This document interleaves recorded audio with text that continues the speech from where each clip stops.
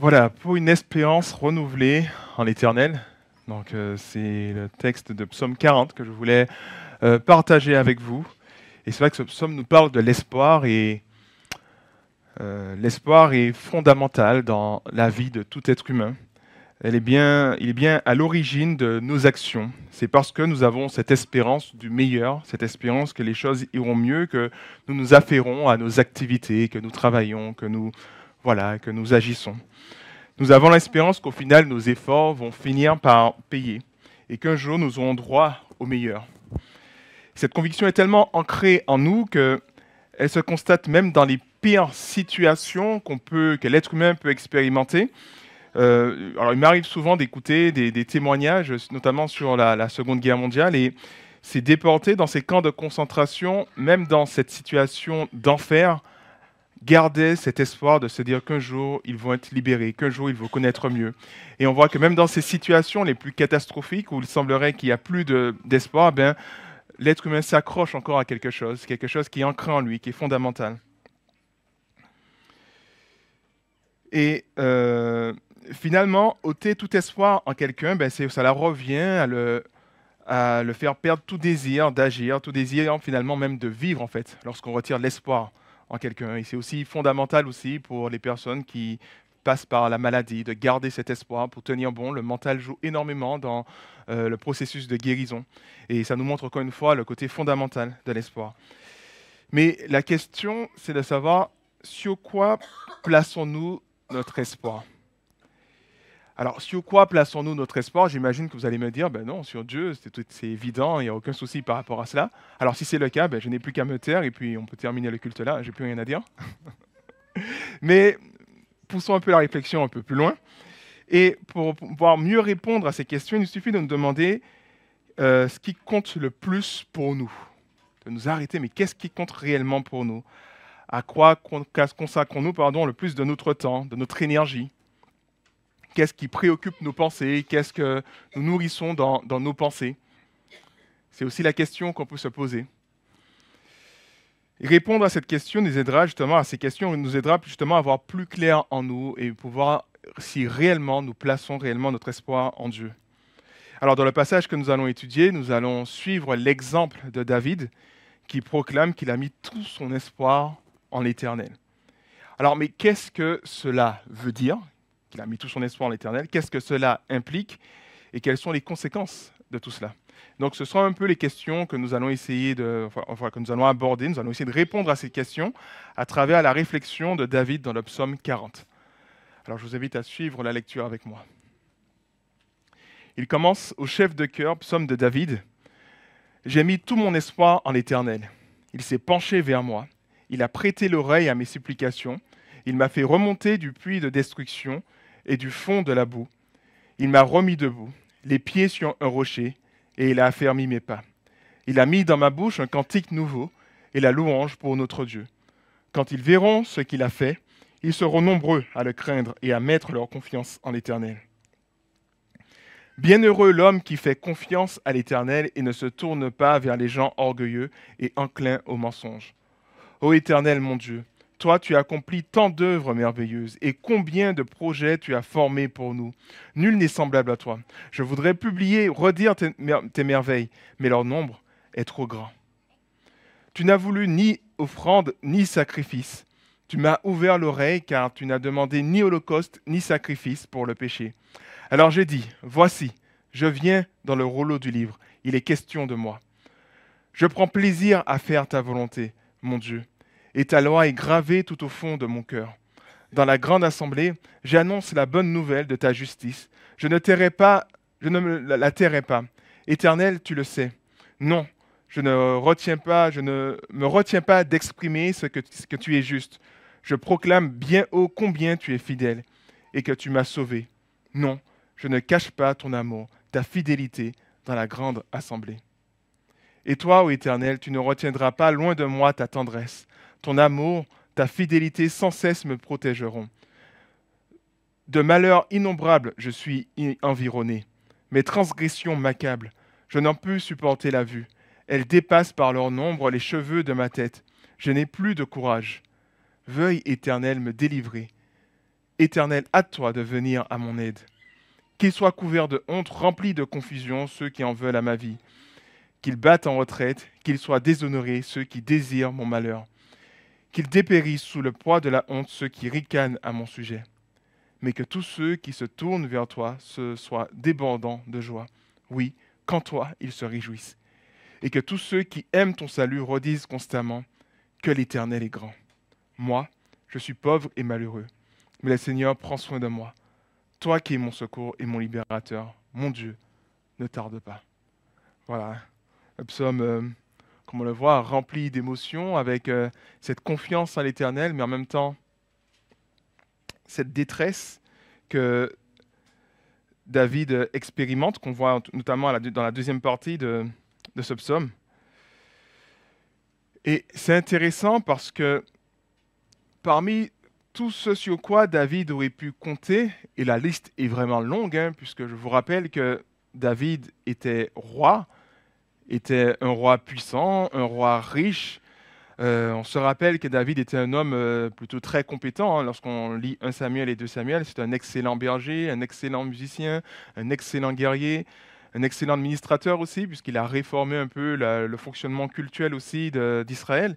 Et il a fait beaucoup de choses. Et finalement, il a été le meilleur des rois quelque part en Israël, puisqu'il va servir en tout cas d'exemple pour les autres rois qui vont le succéder.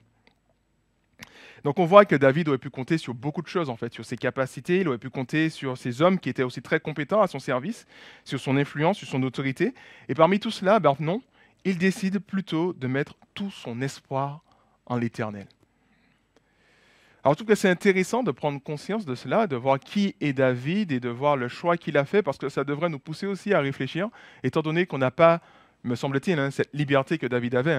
Vous vous rappelez quand même qu'il était roi, qu'il avait vraiment cette possibilité de régner dans un royaume, il imposait son autorité. C'est quelqu'un qui aurait pu compter sur plein d'autres choses. Et si lui, dans sa position, il a décidé de se tourner vers l'Éternel et de placer son espoir en l'Éternel, je pense que pour nous, à plus forte raison, ça devrait être vrai, dans la mesure où nous n'avons pas cette capacité que David avait. Et c'est ainsi que finalement, dans un premier temps, dans le passage, il nous décrit comment Dieu a agi envers lui par le passé. Il se remémore cela. Voilà, il voit que l'Éternel, c'est celui qui écoute ceux qui espèrent en lui. C'est celui qui délivre ceux qui s'attendent à lui du malheur. Il les restaure, puisqu'on voit que voilà, il m'a fait remonter du puits de la destruction, il m'a remis debout, donc c'est la restauration, les pieds sur un rocher, il a affermi mes pas. Il est celui qui donne des raisons supplémentaires de le louer finalement, l'Éternel. Lorsqu'on expérimente cela, lorsqu'on a cette relation vivante avec lui, la louange ne cesse jamais, car nous sommes toujours inspirés par de nouveaux cantiques, par de nouvelles occasions de le louer, de par ce qu'il fait et qu'il continue à faire pour nous. Et puis enfin, il est celui qui donne raison aux autres, qui encourage les autres à se tourner vers l'Éternel, puisqu'il dit que lorsque les autres verront ce qu'il a fait pour moi, ils seront nombreux à le craindre, à mettre leur confiance en l'Éternel. Et ça nous montre finalement que cette relation qu'il avait avec l'Éternel faisait que, on peut dire dans une certaine mesure qu'il était, comme Jésus le disait, nous invite à être sel et lumière. Il était sel dans le sens qu'il donnait envie, il donnait goût, il faisait les gens qui l'observaient, leur donnait envie de se tourner vers l'Éternel. Et en même temps, lumière, parce que de par son comportement, il orientait les regards vers l'Éternel. Et finalement, de par son exemple, il a été un sujet d'encouragement pour ses contemporains, puis un sujet d'encouragement aussi pour nous, plus de 2000 ans plus tard, 3000 ans plus tard. Donc, en tout cas, comme le prouve son expérience, David sait que Dieu est celui qui agit en faveur de ceux qui s'attendent à lui. L'Éternel est celui vers qui nous devrions tous placer notre espérance. Et si cela nous est naturel, je pense, d'espérer le meilleur, c'est certainement parce que nous avons été créés à l'image de Dieu. Nous avons été formés et créés par Dieu de sorte de dépendre de Dieu. Et nous savons que Dieu se présente comme celui qui est bon, celui qui est parfait, celui qui apporte ce qu'il y a de meilleur. Et de par notre condition de créature, naturellement, en tout cas dans le jardin d'Éden, l'homme espérait en Dieu et savait que Dieu allait lui apporter du bon. Cette espérance lui est restée. On le voit dans la mesure où naturellement l'homme espère, mais à cause du péché, il a orienté son espérance ailleurs. L'homme espère dans toute autre chose, sauf en Dieu. David nous donne un exemple contraire, nous montre ce à quoi quelqu'un qui espère en Dieu vit et nous encourage finalement à suivre son exemple. Et c'est vrai que Dieu est celui qui peut répondre et devrait être l'objet de nos espérances, dans la mesure où, notamment dans l'épître de Jacques, il nous est dit que tout don parfait, tout don excellent vient de l'Éternel. Ça nous montre par là que Dieu fait du bien non seulement à ses enfants, mais il fait du bien même à ceux qui le renient, ceux qui ne se tournent pas vers lui. On a d'autres passages qui nous disent « Soyez bons comme votre Père éternel est bon envers tous ». Dieu qui fait pleuvoir la pluie sur le bon comme le méchant. Dieu qui prend soin de tout un chacun et apporte de l'excellence, apporte ce qu'il y a de bien, ce qu'il y a de meilleur aux hommes, et même les hommes les plus hostiles à lui. L'Éternel, c'est celui vers qui nous devrions placer notre espérance. Et nous constatons que même si nous ne le faisons pas, nous ne le plaçons pas, en tout cas l'homme sans Dieu ne le fait pas, cela n'empêche qu'il a gardé ce mécanisme d'espérance. On peut dire que c'est une forme de vestige de son ancienne condition de créature créée à l'image de Dieu, parfaite, sans péché. Oui, mais comme je l'ai dit, l'homme a perdu cette capacité à se tourner vers Dieu et met son espoir ailleurs. Et David nous encourage à voir les choses différemment. David souhaite nous encourager, même encourager le plus grand nombre à se tourner vers l'Éternel, à mettre sa confiance et à avoir cette crainte vis-à-vis de l'Éternel. Plutôt que, justement, que de se tourner vers l'orgueilleux et le mensonge. Bienheureux l'homme qui fait confiance à l'Éternel et ne se tourne pas vers les gens orgueilleux et enclins au mensonge. Et c'est vrai que l'homme orgueilleux, c'est celui qui a un comportement totalement à l'opposé de celui de David. En effet, il est celui, l'orgueilleux, qui va compter sur ses propres forces, qui va compter sur ses propres capacités, qui va compter sur toute autre chose que sur Dieu. C'est celui qui a peut-être une trop haute opinion de lui-même, donc du coup, il ne va pas forcément s'attendre à Dieu. Contrairement à David, et ça, je trouve ça assez particulier, à la fin de sa prière, il dit « Moi, je suis pauvre et malheureux ». Et c'est intéressant de voir qu'un roi riche, puissant, se déclare comme pauvre et malheureux. Et c'est vrai que Jésus nous dit que heureux ceux qui sont alors comment on dit ça, simples d'esprit, je crois qu'il dit. Alors pas simple d'esprit dans le sens intellectuel, mais simple dans le sens où ils reconnaissent qu'ils ont un vide, qu'ils ont besoin de Dieu. C'est bien ça le terme, je crois? Vous confirmez? Ok, j'avais un trou de mémoire. Et donc c'est dans le sens de celui qui reconnaît qu'il a besoin de Dieu, qu'il a besoin de plus, qu'il reconnaît que de par lui-même, il ne peut pas subvenir à ses propres besoins. Et David se considère comme cela. Du haut de sa position, il reconnaît que non, il a besoin de l'Éternel. Et il est à l'opposé de l'orgueilleux qui pense que par ses propres capacités, ses intuitions, voilà, c'est tout ce qu'il a autour de lui, il pourra surmonter ses difficultés. Oui, David se présente comme une créature fragile, incapable d'atteindre le bonheur par lui-même, et il se reconnaît totalement dépendant de Dieu. Et c'est pour cela qu'il a une bonne vision de qui il est. Il est pauvre et malheureux, et de ce fait, il se tourne vers l'Éternel. Et c'est vrai que je vous rappelle que fondamentalement, en tant que créature, oui, nous dépendons de Dieu, nous dépendons totalement de lui pour la vie, pour toute autre chose. L'apôtre Paul nous dit « Qu'as-tu qui ne t'a pas été donné ?» Et ça nous permet aussi de relativiser les choses que nous avons, de croire que nous avons tendance à croire que ces choses-là viennent de nous, mais en fait non. L'apôtre Paul nous présente ces choses, en fait tout ce que nous avons, comme une grâce de Dieu. Si nous avons eu la capacité de travailler, de gagner beaucoup d'argent, c'est aussi une grâce de Dieu qui a permis que nous soyons dans un terrain, une circonstance favorable, que nous ayons la santé que nous ayons tous tout le nécessaire pour pouvoir justement gagner de l'argent et s'enrichir.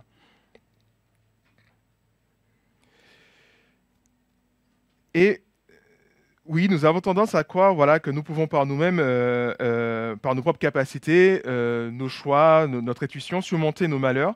Et c'est ainsi que l'orgueilleux ne se tourne pas vers Dieu, mais se tourne vers le mensonge, vers ce qui est faux, vers un faux espoir. Et je vous pose la question ce matin, qu'en est-il de nous lorsque nous passons par des difficultés, des temps de solitude, des temps de grande souffrance, je ne sais pas, difficultés par exemple dans le mariage, au travail, des problèmes peut-être personnels, des combats contre lesquels nous luttons, des problèmes personnels que nous avons, peut-être au sein des familles. je sais pas, une mauvaise nouvelle qui vient ternir en tout cas notre futur, ou des conséquences liées à nos mauvaises actions. Voilà, il y a plein de choses en fait qui peuvent susciter en nous une détresse, une tristesse, une inquiétude. Et lorsque nous passons par ces difficultés, par ces malheurs, vers quoi nous tournons-nous? Peut-être qu'il est plus naturel de se tourner vers autre chose que de se tourner vers Dieu. Peut-être que lorsque vous passez par une journée difficile, compliquée, vous avez envie peut-être de vous distraire, de vous divertir, de se mettre devant une série pour tout oublier, et puis voilà, on est comme ça, et puis ça nous fait du bien, de peut-être faire du shopping, je ne sais pas, ou toute autre chose, quoi. On essaye de trouver des solutions qui peuvent nous apporter, en tout cas, une réponse rapide. Et peut-être qu'on n'est pas enclin de se dire, écoute, j'ai passé une sale journée, je vais prendre le temps dans la prière, le temps de me tourner vers Dieu, de lui demander son secours, de lui demander de me restaurer. Et peut-être que ce n'est pas vers cela qu'on va naturellement se tourner, mais on va plutôt se tourner vers toute autre chose. Et en fait, il faut bien comprendre que toutes ces choses ne sont pas forcément mauvaises, hein, mais lorsque nous utilisons d'une manière adéquate pour obtenir ce que Dieu seul peut nous apporter, alors elles deviennent mauvaises, car nous nous accrochons à un mensonge. De croire que c'est dans toute autre chose que nous allons trouver une véritable réponse plutôt qu'en Dieu, cela devient un mensonge. Ces choses, aussi bonnes soient-elles, hein, n'ont pas été faites pour que nous puissions placer notre espoir en elles. Elles n'ont pas la capacité de répondre à notre appel au secours. Alors certes, elles peuvent nous apporter une solution éphémère, plutôt satisfaisante en tout cas dans un premier temps, mais elles peuvent être un danger pour nous. Alors, je peux, pour donner peut-être plus de contexte et plus illustrer un peu mon propos, imaginez par exemple une personne qui vit certaines difficultés dans son couple. Ça ne va pas bien, il y a plein de difficultés, plein de souffrances, et cette personne est déçue peut-être de son mariage, et elle peut être tentée, pour tenir le coup quelque part, simplement de regarder ailleurs. Regarder ailleurs parce que ça fait du bien, ça me permet de rêver, de convoiter autre chose, et puis ça me permet quelque part de tenir pour, dans mon mariage. Enfin, voilà, cette personne peut se dire cela. Et donc finalement, elle trouve une certaine réponse dans autre chose. Elle peut trouver une réponse, je sais pas, dans la pornographie, dans toute autre chose. Et ça peut, dans un premier temps, apporter une réponse, mais en même temps, ça engendre énormément de destruction par la suite. Ça crée énormément de dégâts, ça crée une addiction, ça engendre même un terrain glissant pour se retrouver dans des situations encore plus malheureuses parce que justement, cette personne qui souffre, par exemple, dans son mariage, plutôt que de se confier, de dire comme David, j'ai mis tout mon espoir en l'Éternel, met tout son espoir dans ce qui peut apporter une solution rapide, plutôt que de s'attendre à Dieu dans la patience. Et c'est vrai qu'en hébreu, je ne l'ai pas dit, mais le texte, le verset 2 dit, de ce que j'ai lu dans les commentaires, c'est je veux attendre patiemment en l'Éternel. Quelque chose comme ça, comme si c'est répété plusieurs fois, je veux doublement attendre en l'Éternel. Je veux être dans l'attente en attendant l'Éternel. Et c'est une façon d'insister sur le fait que ça peut prendre du temps. C'est une façon d'insister que ce n'est pas quelque chose qui se fait comme de claquement de doigts, mais c'est une posture qu'on garde en attendant une intervention de l'Éternel. Elle peut tarder, cette intervention, mais la personne est confiante et David est dans cette confiance. Il attend patiemment en l'Éternel plutôt que de trouver une solution rapide. Comme je disais, voilà, on peut se tourner vers toute autre chose, mais ces choses sont mensongères parce qu'elles ne pourront jamais apporter une réponse comme celle expérimentée, comme celle que David a expérimentée, hein, des versets 2 à 4. Hein. Donc voilà, il a montré un peu ce processus que l'Éternel a entendu, l'Éternel l'a sorti de la destruction, l'Éternel l'a restauré, l'Éternel a mis en lui cette louange. Et finalement, celui qui se tourne vers une solution hors de Dieu s'expose à plus de malheurs, plus de difficultés. Et l'orgueilleux, c'est celui qui pense finalement savoir mieux que Dieu ce qui est bon pour lui. Donc il ne se tourne pas vers Dieu pour savoir ce qui est bon pour lui, mais il se tourne finalement vers le mensonge. Et finalement, il n'a que faire de faire la volonté de Dieu, d'obéir à la loi de Dieu. Il est plus dans cette optique, je souffre, je veux une solution, et je veux une solution rapide, et je vais me tourner vers ce qui est à ma portée. Et finalement me tourner vers le mensonge. Et c'est intéressant de voir que les gens sont enclins au mensonge, mais aussi en hébreu, on peut comprendre cela aussi par de faux dieux.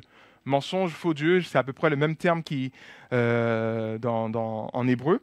Et c'est assez intéressant de voir que voilà, se tourner vers des faux dieux, ben, se tourner vers de faux espoirs, se tourner vers des dieux qui, même si au début semblent répondre à nos attentes, ben, ils ne tarderont pas à se montrer impitoyables. Celui, comme je l'avais dit par exemple, qui trouve un réconfort dans euh, la convoitise, parce qu'il souffre dans son couple, ben, tôt ou tard, ben, il peut s'exposer à de l'adultère, s'exposer à d'autres choses. Et puis finalement, lorsqu'il veut arrêter, ben, il se sent incapable, parce qu'il s'est laissé embourber quelque part dans une forme d'esclavage. Et il réalise que son malheur est encore plus grand, parce que d'autres difficultés s'ajoutent. Même si au début, ça lui a apporté un certain réconfort, mais il réalise que ben non, que ce n'était pas la meilleure solution. Et c'est un peu ça finalement, celui qui se tourne vers le mensonge. Le mensonge qui semble apporter une réponse, mais bien vite montre son vrai visage et qui est une situation encore plus catastrophique. Alors, ok, on ne doit pas se tourner vers l'orgueilleux et le mensonge, mais comment éviter cela?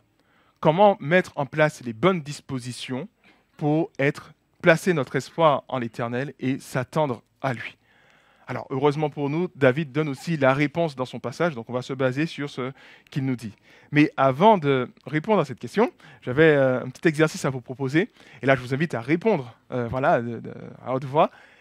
Qu'est-ce que vous voyez sur ce dessin?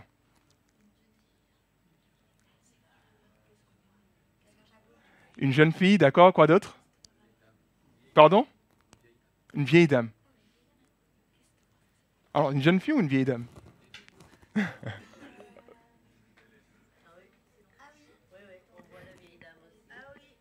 Alors, pour ceux qui ne voient pas, donc la jeune fille, on voit, alors, voilà, on voit l'œil de la jeune fille ici, ses cheveux, ses oreilles, mais aussi ça peut être l'œil de la vieille dame, le nez de la vieille dame et la bouche de la vieille dame. Nez, œil, bouche et le voile de la vieille dame. Et là, la jeune fille, son nez est là, ses yeux, ses oreilles, voilà. Donc, c'est assez intéressant. Donc, ça s'appelle, alors, j'ai oublié le terme, c'était... Ah, vous ne voyez que la vieille dame, vous ne voyez pas?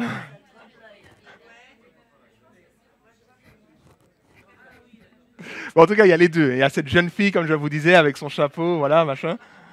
Donc, donc, tout est une question, quelque part, de perspective. On peut voir une vieille dame, comme on peut voir aussi une jeune fille. Et donc, je crois que ce dessin s'appelle My Wife and My Mother-in-Law. Donc, c'est ma femme et ma belle-mère. Désolé de mon anglais un peu à réviser. Mais voilà, donc ma femme et ma belle-mère. Donc, c'est cet auteur qui a dessiné ça en montrant que sur la même image, il a voulu mettre sa femme et sa belle-mère. Ben, c'est ce qu'on voit finalement, sa femme et sa belle-mère. Donc, dans un premier temps, on voit une jeune fille, voilà, pleine quelque part de vie, d'espoir quelque part. Et puis, on voit une vieille dame un peu triste quand même, un peu avec un visage assez fermé quand même. Et c'est assez intéressant parce que tout est une question de perspective. Et c'est aussi la même chose lorsque nous passons par des difficultés. Nous pouvons soit céder au découragement, céder à la tristesse et abandonner, baisser les bras lorsqu'on passe par une difficulté, ou alors on peut être courageux, être quelque part optimiste, c'est-à-dire que tout va aller pour le mieux. Et ce qu'il y a d'intéressant, c'est que c'est une difficulté, c'est la même difficulté, mais deux perspectives différentes, deux façons de voir la difficulté. Soit je suis plutôt optimiste et je suis courageux, soit je suis plutôt pessimiste et je me laisse gagner par voilà, le découragement. David choisit d'être positif et voici ce qu'il nous dit.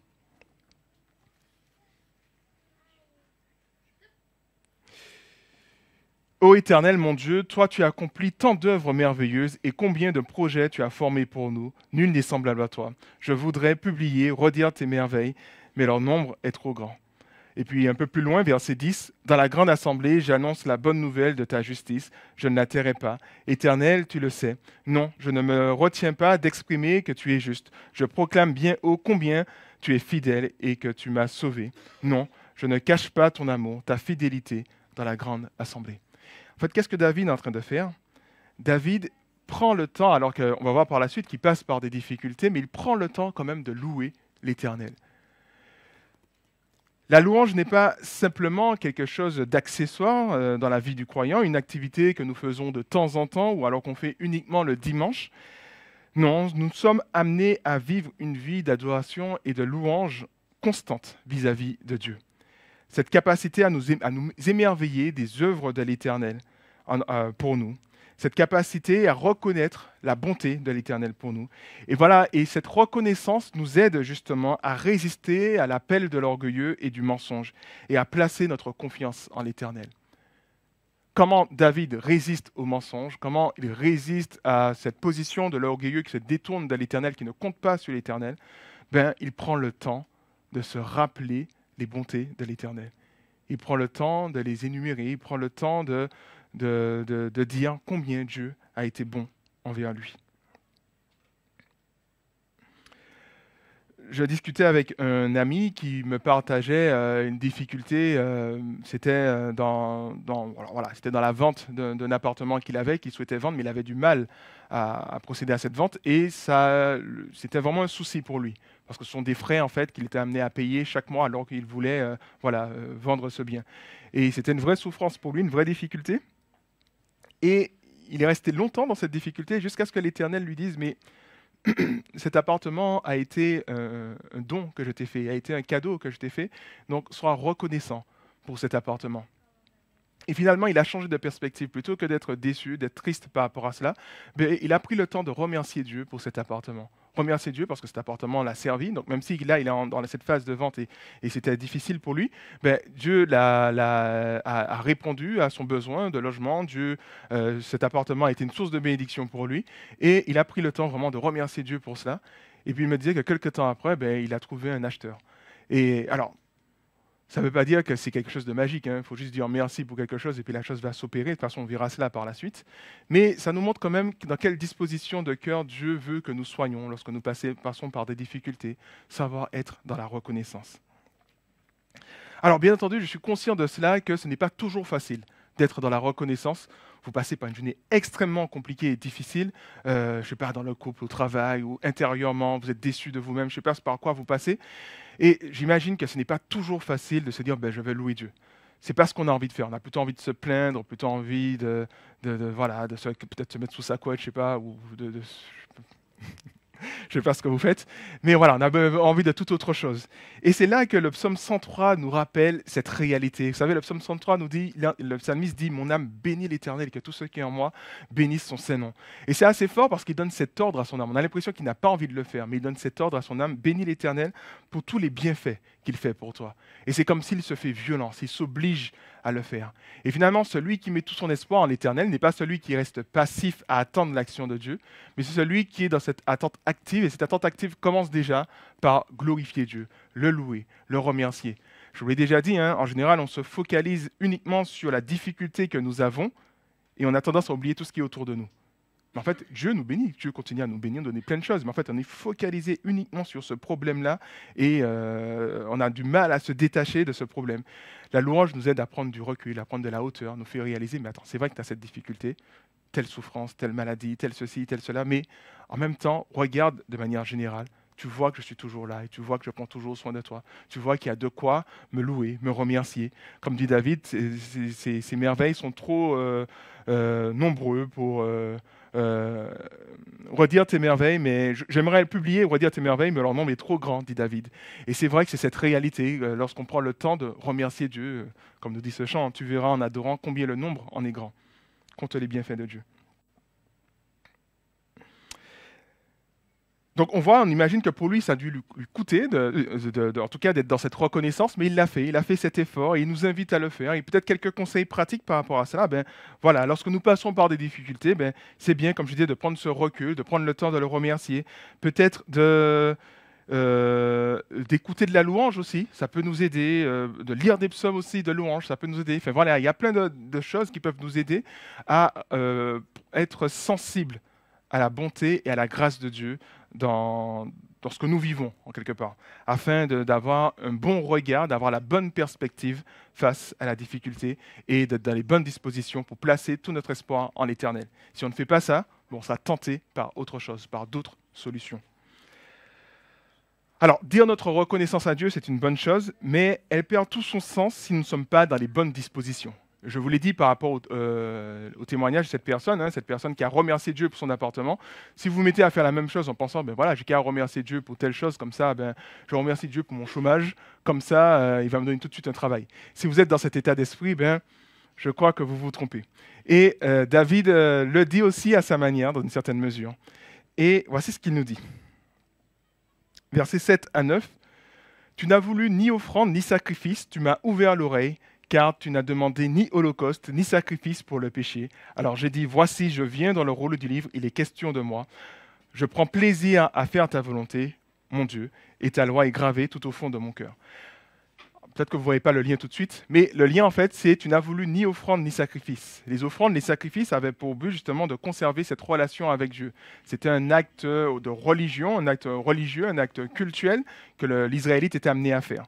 Mais c'est intéressant de constater que plusieurs fois dans les Écritures, et la liste n'est pas exhaustive, Dieu refuse les sacrifices quelque part. Dans 1 Samuel 15, il nous dit que l'obéissance vaut mieux que les sacrifices. Dans Osée, il dit car je prends plus plaisir à l'amour bien plus qu'au sacrifice. Le psaume 51, pareil, David voulait offrir des sacrifices par rapport à son péché et il a compris que faire ce que Dieu veut fondamentalement, c'est un cœur humilié, un cœur qui s'humilie quelque part, un esprit humilié qui s'humilie devant lui, un cœur brisé, plutôt que d'offrir des sacrifices comme ça à la légère. Et en fait, il faut comprendre par là que les sacrifices sont demandés par l'Éternel, mais ces sacrifices perdent de leur sens lorsqu'elles sont appliquées dans de mauvaises dispositions de cœur. Et cela s'applique dans plein de domaines de la vie, et notamment au niveau de la louange. On peut être quelqu'un qui loue souvent l'Éternel, qui remercie l'Éternel pour toutes choses, mais en même temps, le cœur est loin de l'Éternel. C'est Jésus qui le disait, hein, ce peuple m'honore des lèvres, mais son cœur est loin de moi. Alors, il a cité, je crois, Ésaïe ou un autre prophète. Mais ça nous montre par là qu'on peut honorer Dieu, on peut louer Dieu, on peut être dans la reconnaissance, mais avoir un cœur totalement éloigné de Dieu. C'est comme si la louange n'est pas simplement suffisante. Ce n'est pas parce que tu loues Dieu que ça veut dire que tu es en phase avec lui. Et on peut aller même encore plus loin. C'est pas parce que, alors là, je suis au chômage, donc c'est simple ce que je vais faire. Je veux que Dieu me donne un travail, je vais faire quelque chose de très simple. Je vais prier et lire la Bible. Comme ça, il va me récompenser, il va me donner un travail. Et finalement, ce n'est pas tant lire la Bible qui est important ou prier, mais c'est la disposition de cœur. Je vous fais remarquer que les pharisiens étaient de très bons connaisseurs de la Bible. Hein. Vous vous rappelez ce pharisien qui disait « Je te loue, Seigneur, de ce que je ne suis pas comme ce collecteur d'impôts. Moi, je prie tous les jours, je jeûne, je donne la dîme. Voilà, je fais tout ce qu'il y a en mon pouvoir et donc du coup, je suis une bonne personne. » Et finalement, Jésus dit de cette personne, de cet homme, que ben, non, il n'a pas été accepté par Dieu. Donc ça nous montre par là que ces actions, comme je disais, la louange, ou même la lecture de la parole, même la prière, ces choses n'ont de sens seulement si nous sommes dans les bonnes dispositions. Dieu rejette les sacrifices lorsqu'ils sont appliqués par des personnes qui ont un comportement qui n'est pas conforme à sa volonté. Et qu'est-ce que Dieu veut finalement? Ben, le passage nous le dit. Tu n'as voulu ni offrande ni sacrifice, mais tu m'as ouvert l'oreille. Tu m'as ouvert l'oreille. Qu'est-ce que cela veut dire? Alors, on peut comprendre à travers cette expression peut-être deux idées. La première idée, c'est, alors dans l'hébreu, c'est vraiment creuser l'oreille. Donc, soit il est question de la guérison d'une surdité. David était insensible à la voix de Dieu, était insensible à ce que Dieu voulait lui dire. Et finalement, Dieu a guéri cette surdité spirituelle. Et maintenant, il entend la parole de Dieu et il se conforme à cette parole parce qu'il l'entend, il a cette écoute, contrairement à l'orgueilleux qui n'entend rien, qui est incapable de saisir cette parole de Dieu parce qu'il est dans cette résistance vis-à-vis de Dieu. Donc on peut imaginer que c'est ça. Ou alors on peut imaginer aussi une pratique qui se faisait dans Israël, qui est exigée, enfin qui était en tout cas que c'était dans la loi de Dieu. Un Israélite pouvait se retrouver dans une situation d'esclavage parce qu'il était endetté. Lorsque vous étiez endetté, vous vous proposez comme serviteur, comme esclave à un autre Israélite. Et cela pour un temps déterminé. Et puis lorsque vous avez payé votre dette, vous êtes de nouveau libre. Mais il pouvait arriver que cet homme devenu libre décide de rester avec son maître. Parce qu'il trouve qu'il fait mieux vivre auprès de son maître plutôt que dans sa liberté. On peut imaginer qu'il n'accomplissait pas des tâches difficiles, c'était peut-être un cadre dans la société de son maître, je sais pas, peut-être qu'il avait des responsabilités, il avait une bonne situation, et il savait que s'il sortait en tout cas de cette servitude quelque part, ben, il allait se retrouver, s'exposer de nouveau à la précarité et de nouveau à une situation où il est obligé de se vendre en tant qu'esclave et peut-être se retrouver avec un maître moins bon que celui qu'il avait. Donc, du coup, il décidait de se mettre au service de son maître. Alors, pourquoi je dis tout ça? Parce que justement, lorsqu'il décidait de le faire, en signe d'engagement à vie, on lui perçait l'oreille. Et tu m'as ouvert l'oreille. En hébreu, ça peut aussi avoir l'idée de, comme tu m'as percé l'oreille, eh ben, tu as percé l'oreille. Donc, soit tu as guéri ma surdité, soit tu m'as donné cet anneau d'engagement. Mais dans tous les cas, dans ces deux images-là, c'est l'idée finalement d'une consécration à Dieu. Tu m'ouvres l'oreille, donc maintenant je suis à ton écoute et je t'obéis. Ou alors tu m'as percé l'oreille parce que j'ai décidé de te servir, j'ai décidé de m'engager pour toi. Hein. La Bible nous rappelle que nous sommes esclaves de Dieu, hein, quelque part. On doit se comporter comme des esclaves de Jésus-Christ, quelque part, donc dans cette consécration totale à Christ. Et peut-être que David exprimait cela aussi. Et ce que ça nous dit, finalement, c'est que il prend finalement plaisir à être à l'écoute de Dieu. Et comme on le voit, alors ça s'est retiré malheureusement, donc on va attendre un petit peu. Comme on le voit dans la suite du passage, je prends plaisir à faire ta volonté, mon Dieu, et ta loi est gravée au fond de mon cœur. Là, David est dans les bonnes dispositions pour offrir des sacrifices. David est dans les bonnes dispositions aussi pour offrir la louange à l'Éternel. Une louange superficielle qu'il apporte à l'Éternel, c'est une louange qui est juste en tout cas qui s'inscrit dans un comportement qui est déjà fidèle à Dieu, et non pas une louange quelque part d'hypocrite. Donc David démontre un engagement sans compromis vis-à-vis de Dieu, et de ce fait, il place son espérance en Dieu, mais il place aussi sa joie en lui. Puisque j'ai mis tout mon espoir en l'Éternel, et puis il finit verset 17 aussi, tous ceux qui aiment ton salut, non, on dit plutôt, oui, qu'en toi ils se réjouissent. Intéressant. Quand tu mets ton espoir en l'Éternel, tu mets aussi ta joie en l'Éternel. Tu mets ton espoir, tu mets ta joie en l'Éternel. De ce fait, tu es totalement engagé pour lui. Tes oreilles sont percées. Tu es devenu un esclave pour l'Éternel et tu veux faire sa volonté. Tu prends plaisir à faire ce qui est bon, ce que l'Éternel veut, parce que tu es dans un engagement profond et parce que tu as mis ta joie en l'Éternel. Tu aimes ce que l'Éternel aime. Alors on peut se dire que voilà, c'est quand même beaucoup qui nous est demandé. C'est quelque chose qui, voilà, ça peut paraître lourd en fait, cette exigence. Mais en réfléchissant, j'ai réalisé que, en fait, c'est quelque chose d'assez naturel. Ce que David fait vis-à-vis de l'Éternel, c'est ce que tout homme fait vis-à-vis de ce sur quoi il a mis son espoir. Il met son espoir, je ne sais pas, par exemple, dans toute autre chose. Eh bien, c'est celui qui va se consacrer pour cette chose, qui va donner toute sa vie à cette chose parce qu'il croit que cette chose va lui apporter ce qu'il recherche, qui va répondre à son besoin le plus profond. Donc du coup, il peut même dire directement à la chose que tu m'as ouvert l'oreille. Je ne sais pas, c'est quoi, je sais pas, la personne met son espoir dans... Bon, c'est très cliché, mais c'est pas grave. Dans l'argent, il peut dire à l'argent, tu m'as ouvert l'oreille, je prends plaisir à faire ta volonté, tes exigences sont gravées au fond de mon cœur et j'ai dédié toute ma vie à l'argent parce que j'ai mis mon espoir dans l'argent, par exemple. Et finalement, on peut se demander, mais en quoi avons-nous mis notre espoir? C'est la question que je vous avais posée. En quoi avons-nous mis notre espoir? Et comment répondre à cette question? Je l'avais déjà dit, dans quoi mettons-nous notre énergie? Qu'est-ce qui prend le plus de notre temps? À quoi occupons-nous nos pensées? Et peut-être on peut même essayer de compléter cette phrase.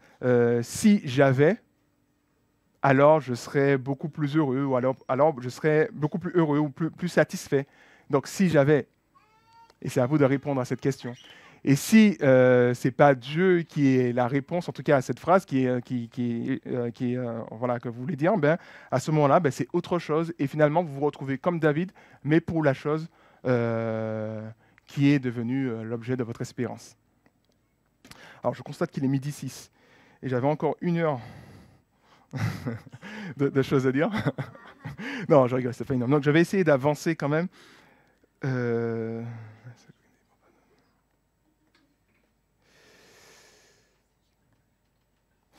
Je voulais insister sur un fait. Je vous ai dit tout ça et ça peut nous paraître quelque chose d'insurmontable. David dit « J'ai mis mon espoir, que je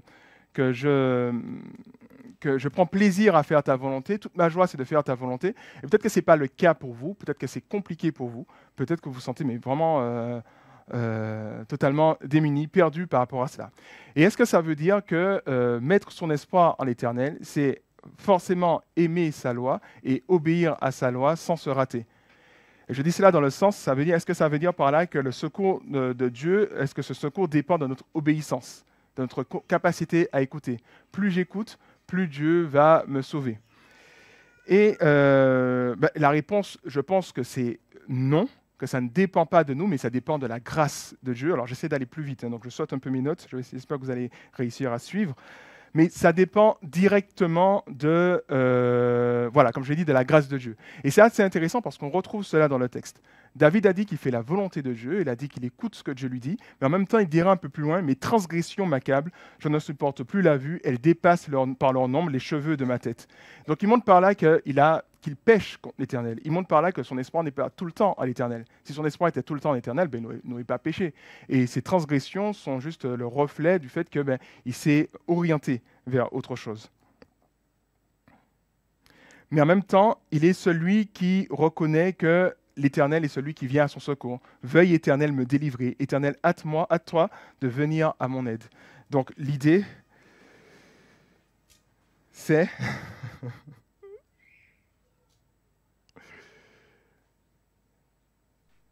de voir que le secours de Dieu ne dépend pas tant de notre obéissance, mais plutôt de la compassion de Dieu. Nous sommes invités à obéir, nous sommes invités à faire tous nos efforts pour le suivre, mais en même temps, ça dépend plutôt de la compassion de Dieu.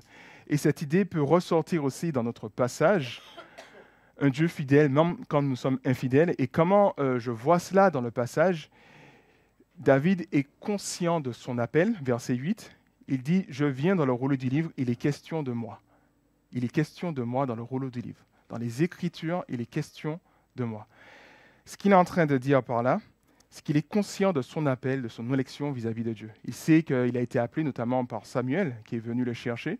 Il sait qu'il a un rôle spécial à jouer pour Israël. Il sait qu'il est ce roi qui doit guider ce peuple. Et donc, il sait qu'il a été choisi par Dieu. Et parce qu'il a été choisi par Dieu, il sait que Dieu ne va pas l'abandonner tant qu'il compte sur lui et il s'attend à lui et qu'il est dans cette disposition voilà, même de repentance quand il se détourne de Dieu. Et il sait qu'il peut compter sur l'amour de Dieu qui va le délivrer de ses péchés, de ses difficultés. Et cette compassion de Dieu envers David ne dépend pas de sa capacité à obéir, mais du choix. Dieu a choisi David, et parce qu'il a choisi David, il va prendre soin de lui, il va faire en sorte que David puisse rester dans ses voies, et il va faire en sorte que David puisse l'obéir. Un exemple qu'on retrouve où David n'a pas mis son espoir en l'Éternel, dans un épisode de Samuel, je ne sais pas si vous connaissez cette histoire, mais David va se retrouver à recenser, à faire son armée, savoir le nombre de soldats qu'il a dans son armée. Lorsqu'il va faire cela, l'Éternel va le punir, mais sévèrement. Et pourquoi l'Éternel le punit sévèrement quand il va faire cette recension? C'est parce que dans son cœur, il a commencé à plus compter sur son armée plutôt que sur Dieu. Il a vu qu'il avait une grande armée, il s'est dit, je vais compter sur cette armée. Parce que j'ai cette armée, je suis fort et je suis protégé. Quand Dieu voit cela, tout de suite Dieu le punit afin qu'il puisse revenir sur le droit chemin. Et c'était un péché qu'il a pu commettre parce qu'il a toujours mis tout son espoir en l'Éternel, il a mis à un moment donné son espoir en tout cas dans son armée. En tout cas, c'est ce qu'on voit dans le texte. Mais parce qu'il a été choisi par Dieu, parce qu'il a été aimé par Dieu, Dieu fait en sorte de toujours le ramener sur le droit chemin. Donc cette délivrance, cette fidélité de Dieu, et quand il dit que je peux toujours compter sur ton amour et ta fidélité, non pas parce que lui, David, est fidèle, mais c'est parce que Dieu l'a choisi et parce que Dieu prend soin de lui et Dieu le fait revenir sur le droit chemin. Je vais terminer en faisant justement le lien avec Jésus-Christ parce que ce passage est cité dans le Nouveau Testament. Si David était le roi exemplaire qui devait appliquer la loi de Dieu dans son cœur, force est de constater qu'il l'a fait d'une manière imparfaite. Mais l'auteur aux Hébreux nous dit que Jésus-Christ, c'est le véritable, celui qui a été vraiment choisi par l'Éternel. C'est le roi qui a été choisi et c'est le roi qui a été jusqu'au bout, mais parfaitement de sa mission, contrairement à David. David, quelque part, était une illustration de ce que Dieu allait faire. Dieu avait prévu un roi messianique pour restaurer, pour guérir toutes choses. David était quelque part un avant-goût, un exemple de ce qui allait venir. Et donc du coup, dans sa prière, il dit, voilà que tu m'as choisi. C'est vrai que Dieu a choisi David, mais dans le but de révéler Jésus-Christ à un moment donné. Vous voyez un peu l'idée? j'espère. Et donc du coup, vous retrouvez ce passage de Hébreux 10 qui recite la même chose, mais là d'une manière parfaite. Jésus-Christ est celui, le roi serviteur parfait, dont il est question dans les Écritures. Il est celui qui a parfaitement répondu aux exigences de la loi de Dieu, comme en témoigne l'auteur aux Hébreux. Il est alors celui qui a mené la vie d'obéissance et de soumission à Dieu que nous aurions dû mener, mais que nous sommes incapables de mener, de faire. Et y compris David. David était incapable d'avoir cette vie totale d'obéissance. Nous sommes incapables, mais Jésus l'a fait pour nous. Et ainsi, il offre à ceux qui placent leur espoir en lui la certitude d'avoir l'approbation de Dieu. Et ce que je veux dire par là, c'est que nous sommes invités maintenant. Comment être sûr que nous pouvons placer notre espoir en Dieu malgré nos défaillances, malgré nos échecs, malgré notre infidélité? C'est parce que Jésus-Christ a accompli les exigences de la loi de Dieu. Jésus-Christ a été fidèle dans tout ce qu'il a accompli. Il nous invite à placer notre foi en lui. Il a mené la vie que nous aurions dû mener. Il a subi la condamnation que nous aurions dû subir. En retour, il nous invite à mettre notre confiance en lui. En plaçant notre confiance en lui, nous savons que nous sommes validés auprès de Dieu. Nous savons que devant Dieu, nous faisons sa joie. Devant Dieu, nous sommes justifiés. Devant Dieu, nous n'avons pas à craindre son jugement et sa condamnation parce que Jésus-Christ a tout accompli pour nous. J'avais cité ce passage de Romains chapitre 3. Il est très intéressant ce passage parce qu'il nous dit que c'est par Jésus-Christ que les gens du présent, du passé et du futur ont été pardonnés par Dieu et ont été justifiés par Dieu. J'ai souligné cette partie-là qui dit que Dieu montre ainsi qu'il est juste parce qu'il avait laissé impunis les péchés commis autrefois. Il montre qu'il est juste parce que par Jésus-Christ, Jésus-Christ a payé pour les fautes de David. Dieu pardonne David parce que Jésus-Christ allait venir. Dieu pardonne les gens de l'époque de Jésus parce que Jésus-Christ est venu. Et Dieu nous pardonne aujourd'hui parce que Jésus-Christ est venu. Donc passé, présent, futur, par Jésus-Christ, nous tous, nous avons cette possibilité de mettre tout notre espoir en l'Éternel. David avait un peu cette conscience-là. Il avait déjà compris que Dieu était celui qui pardonnait les péchés, qu'il allait accomplir une œuvre de guérison, de restauration qui fait qu'on n'aurait plus à craindre par rapport à nos fautes. Et justement, Jésus-Christ est venu pour accomplir cela. Et puis enfin, je termine en nous rappelant ce que nous avons entendu les 2 derniers dimanches. J'avais prêché il y a 2 dimanches de cela, de bâtir sa vie sur Jésus, de nous enraciner en Christ. C'est ce que l'apôtre Paul nous disait. Agénor, dimanche dernier, a prêché sur le cep, qui est le Christ, et nous sommes ses sarments, et on doit s'accrocher à ce cep. Et de la même manière aussi, mettre son espoir en Dieu revient à mettre son espoir en Jésus-Christ. Et finalement, cela nous invite dans un premier temps déjà à la louange. La louange de voir que Christ a tout accompli pour être sûr de l'amour indéfectible de Dieu pour nous. Donc, il y a largement de quoi le louer pour l'éternité, pour tout ce qu'il a fait pour nous.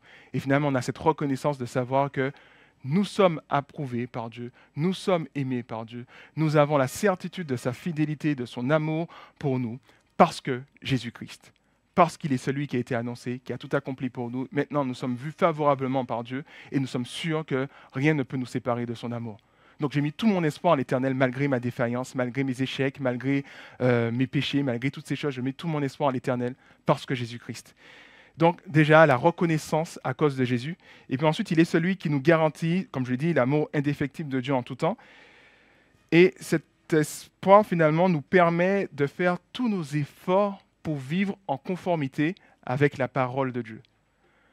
Vivre en conformité avec la parole de Dieu, donc tendre vers ce que David disait. David tendait vers le fait de faire la volonté de Dieu en tout temps. Eh bien, nous, on tend vers cela, mais non pas dans la crainte de nous dire qu'à tout moment, si on se rate, Dieu va nous rejeter.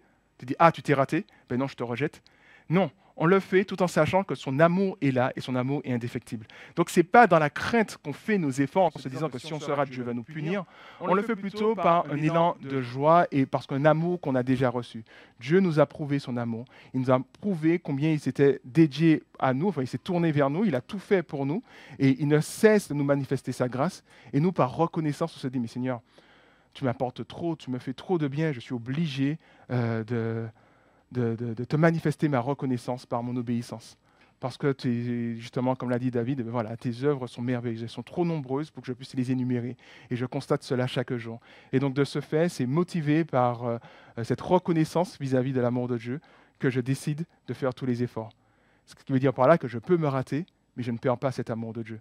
Je suis invité à me relever. Et comme David l'a fait, justement, il disait, Seigneur, viens me pardonner de mes péchés. Quand il disait, mes transgressions sont trop nombreuses, on est un peu dans cet état d'esprit. On se rate, mais on se relève et on compte sur le Seigneur. Et donc, mettre son espoir en l'Éternel, c'est mettre son espoir finalement en Christ, qui nous garantit cet amour de Dieu, cet amour indéfectible, cette fidélité de Dieu. Et puis enfin, je termine en vous rappelant, et là, je n'ai pas trop développé cela dans le passage, mais David a dit par le passé que j'ai mis mon espoir à l'Éternel. Ça ne veut pas dire que tout est réglé. Parce que tout de suite après, il parle de ses difficultés.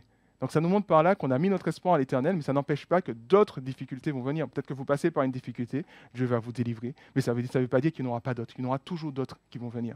Et donc finalement, mettre son espoir à l'Éternel, c'est quelque chose qu'on fait en tout temps. On est dans cette attente, on est dans cette confiance en Dieu, on est dans cette reconnaissance, on est dans ce désir d'appliquer sa parole, d'aimer sa parole, de placer notre joie en lui. David l'a dit, voilà, que ceux qui placent leur joie en toi, justement. Ce sont ceux, finalement, qui mettent leur espoir en toi. Et finalement, ça nous aide et ça nous permet de résister à l'appel de l'orgueilleux. Ça nous aide à résister à l'appel du mensonge, parce que nous plaçons notre espoir en l'Éternel. Voilà ce que je voulais vous partager. Je vous prie de m'excuser, parce que j'ai un peu dépassé le temps qui m'était consacré. Mais en tout cas, voilà, je vous remercie de votre écoute et puis je vais prier pour terminer. Notre Dieu, notre Père, je veux te louer, te remercier pour qui tu es, comme David l'a dit, pour ton amour, ta fidélité. Cela est répété plusieurs fois dans les psaumes où il est fait mention de la grandeur de ton amour, la profondeur de ta fidélité. Et elle ne cesse de nous surprendre, cette fidélité. Et on voit que tu es là et par ta grâce, Seigneur, qui se manifeste en nous, nous voyons que même lorsque nous sommes non méritants, lorsque nous sommes infidèles, tu restes fidèle et ta bonté, ton amour ne cesse de se manifester envers nous. Et je veux vraiment te louer pour cela, te remercier parce que tu nous as choisis pour que nous soyons saints et irréprochables devant toi. Tu nous as choisis afin de percer nos oreilles et de faire en sorte que nous puissions entendre l'appel de Christ, entendre son invitation à venir à lui. Et nous l'avons entendu et nous sommes venus à toi, Seigneur. Maintenant, dans ta grâce, daigne-nous nous protéger, Seigneur, nous protéger de tout mensonge, nous protéger de l'appel de l'orgueilleux qui viendrait nous encourager à nous détourner de toi. Et nous rappeler, Seigneur, que c'est toi qui apporte le véritable salut, c'est toi qui apporte la véritable réponse à nos besoins, Seigneur. Donc aide-nous patiemment à placer notre confiance en toi et à nous préparer à être émerveillés par rapport à ce que tu feras pour nous. Je te prie pour tout un chacun, tu vois nos difficultés, tu vois nos souffrances, tu vois nos luttes, tu vois les épreuves par lesquelles nous passons, Seigneur, tu sais toutes choses. Et je te prie, Seigneur, que nous soyons dans les bonnes dispositions dans ces difficultés, que nous ayons vraiment cette capacité, dans ta grâce, à nous tourner vers toi, Seigneur Dieu. Je t'ai prié au nom de Jésus, et ce pour ta gloire. Amen.